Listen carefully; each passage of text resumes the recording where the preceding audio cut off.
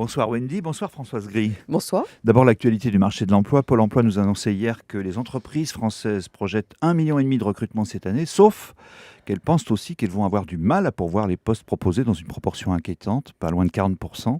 Alors en tant qu'acteur majeur de l'intérim en France, vous êtes par définition au confluent de l'offre et de la demande d'emploi. Est-ce que d'abord vous faites le même constat de cette inadéquation entre les attentes des entreprises et celles des salariés ?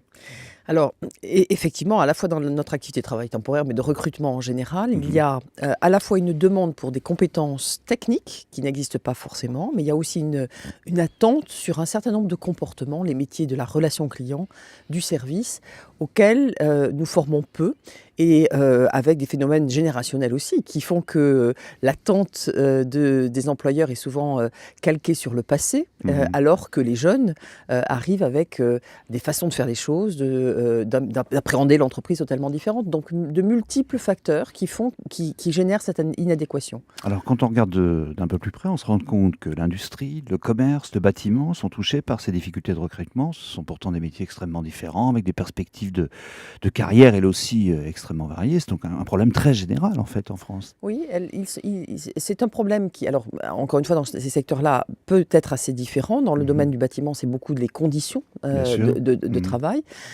Mais encore une fois, le domaine des services, par exemple, est un domaine sur lequel on recherche des comportements de contact avec des malades, avec des clients, avec des consommateurs. Et sur ces sujets-là, l'éducation nationale, la formation professionnelle forme peu. Donc il faut absolument faire un pont entre des comportements attendus et des comportements réels. Est-ce que vous considérez que ce hiatus entre l'offre et la demande de travail est une opportunité pour les acteurs du travail temporaire ou du recrutement, de l'intérim en général, dont vous êtes ? Bien sûr. Alors, bien sûr, cette inadéquation des talents, mais plus largement, le fait qu'après la crise, les entreprises vont devoir réinventer leur business model, travailler différemment. On se tourne vers les pays émergents.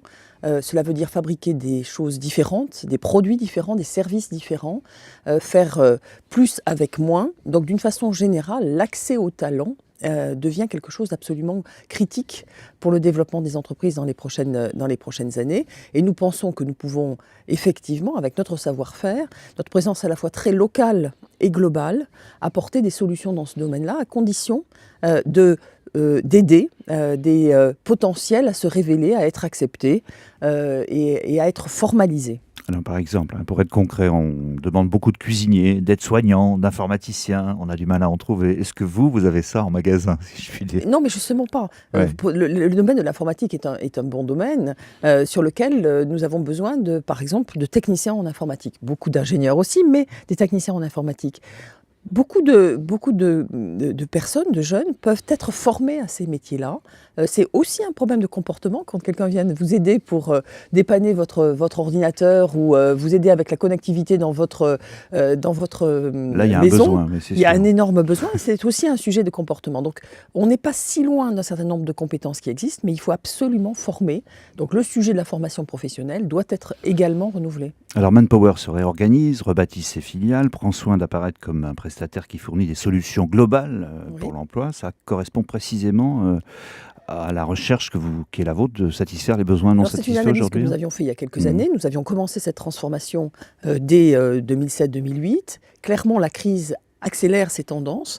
Donc notre initiative de renommer nos marques a pour objectif de concrétiser et d'aller plus loin dans cette stratégie. Est-ce que ça veut dire qu'à terme, vous misez sur une externalisation toujours plus poussée de la fonction ressources humaines dans les entreprises ?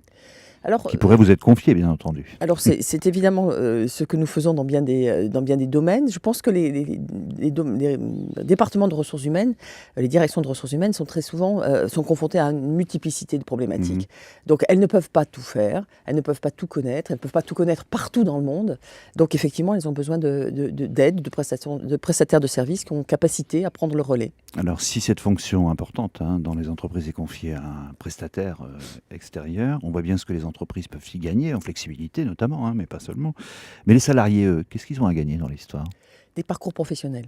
Je crois que tout l'enjeu du contrat social de demain, c'est d'arriver à structurer une employabilité sur une période beaucoup plus longue. On sait qu'on va multiplier des emplois, on va multiplier des métiers, que les reconversions ou les adaptations seront multiples.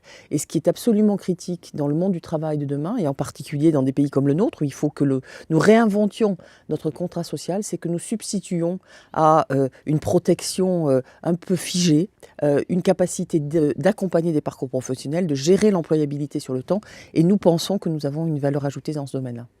Vous avez publié il y a une dizaine de jours vos prévisions pour l'emploi, enquête mondiale d'ailleurs, qui montre des situations très contrastées. Quid de la France? Est-ce que vous retrouvez les projections de Pôle emploi là, qui tablaient sur une légère amélioration que j'ai citée en début d'entretien? Oui, on voit une reprise de la demande, clairement avec une reprise des recrutements des compétences les plus rares, des cadres, des experts du monde de l'informatique, les ingénieurs, un redémarrage de l'intérim et du travail temporaire, et néanmoins une certaine prudence parce que la visibilité sur le deuxième semestre est un peu limitée. Donc effectivement, une reprise, mais une reprise prudente et avisée.